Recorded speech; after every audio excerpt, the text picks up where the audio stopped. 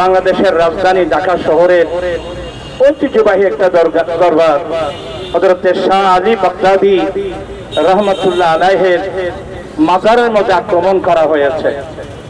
এই জন্য আমরা আহলে সুন্নাত ওয়াল জামাতের পক্ষ থেকে যারা এই কাজ করেছেন আমরা তাদেরকে ধিক্কার জানাচ্ছি এবং প্রশাসনকে বলছি, ইতিপূর্বে আপনারা অনেকে মাজার আক্রমণ করেছেন।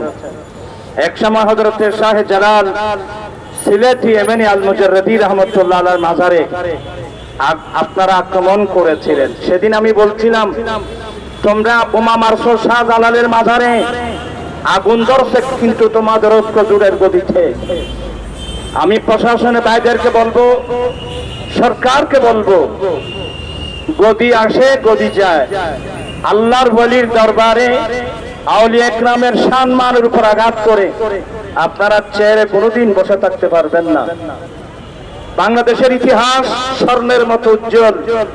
আমরা বিগত সরকার আমলে দেখতে পাচ্ছি যারা নির্বাচনে যাবে, নির্বাচনে যাওয়ার আগে হযরত শাহ জালাল সিলেটি এমনি আল মুজাররদি রাহমাতুল্লাহ আলাইহির মাজারে জিয়ারতের মাধ্যমে তাদের উসিলা দিয়ে আল্লাহর কাছে দোয়া করে নির্বাচনে প্রচারণায় গিয়েছিল। হযরত শাহ আলী বাগদাদী রাহমাতুল্লাহ আলাইহির মাজারে তাওতা আউলিয়া ইকরামের বিভিন্ন দরবারে গিয়ে, আউলিয়া ইকরামের মাজারে গিয়ে জিয়ারত করে এবং তাদের উসিলা দিয়ে দোয়া করে যারা নির্বাচনী প্রচারণায় গিয়েছিল তারা জয়যুক্ত হয়েছিল। এটা বাংলার মানুষ প্রত্যেকেই জানে। আমি সবাইকে বলবো, এই যে শাহ আলী বাগদাদী রাহমাতুল্লাহ আলাইহির মাজার সহ এই পর্যন্ত 90-95টা মাজারের মধ্যে যে আগুন দেওয়া হলো, আক্রমণ করা হলো, আমরা বাংলাদেশ সরকারের দৃষ্টি আকর্ষণ করছি, অনতি বিলম্বে এই সমস্ত জালেমদেরকে গ্রেফতার করে এদেরকে আইনের আওতায় আনা হোক, তাদেরকে বিচার করা হোক।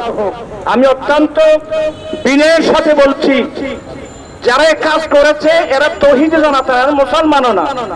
কারণ কোন মুসলমান কোন আউলিয়া ইকরামের মাজার আক্রমণ করতে পারে না। আমি স্পষ্ট ভাষা আহলে সুন্নাত ওয়াল জামাতের পক্ষ থেকে বলছি, কোন মুসলমান আউলিয়া ইকরামের মাজার নয়, কোন সাধারণ মুসলমানের কবরস্থানে আক্রমণ করতে পারবে না।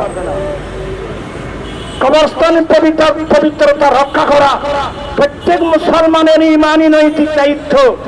আমি বলবো, আপনি তো মাজার আক্রমণ করছেন, আপনি কোন মুসলমান হয়ে থাকলে সাধারণ কোন মুসলমানের কবরস্থানে আক্রমণ করতে পারবেন না। আর এমপি সাহেব নাকি বলছেন, প্রশাসন বলছেন ওখানে কি মাদকের আড্ডা চলতেছে। আমি বলবো, বুকে সাহস থাকলে বাংলাদেশের সংসদে দাঁড়িয়ে মদ বিক্রির লাইসেন্স বাতিল করার জন্য বিল উপস্থাপন করার অনুরোধ জানাচ্ছি।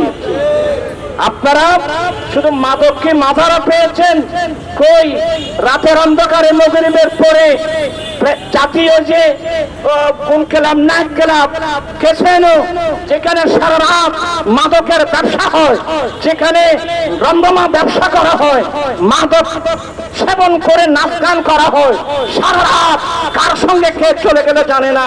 কই এ পর্যন্ত বাংলাদেশের কোন প্রশাসন তো এই সমস্ত নাইট ক্লাবে গিয়ে, এই সমস্ত যেখানে মদের আড্ডা জুড়ে হয়, ওখানে গিয়ে তো আপনারা কোনোদিন করেন নাই।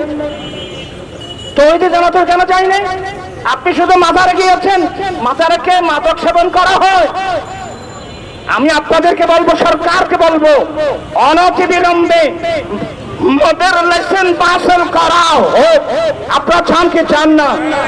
শুধু মাজারে নাকি মদের আশেপাশে নাকি? হ্যাঁ, মূর্খতামির একটা সীমা আছে। মানুষ মাজারে যায় আল্লাহর ওলির জিয়ারত করার জন্য, মুসলমানের কবরস্থানে যায় জিয়ারত করার জন্য, ওখানে মাদক সেবন করার জন্য যায় না। এরপরও যদি কেউ এগুলো না বুঝে, তাহলে এদেরকে গ্রেফতার করা হোক। এটা তো প্রশাসনের দায়িত্ব, এটা তো জনগণের দায়িত্ব না, এটা তো প্রশাসনের দায়িত্ব।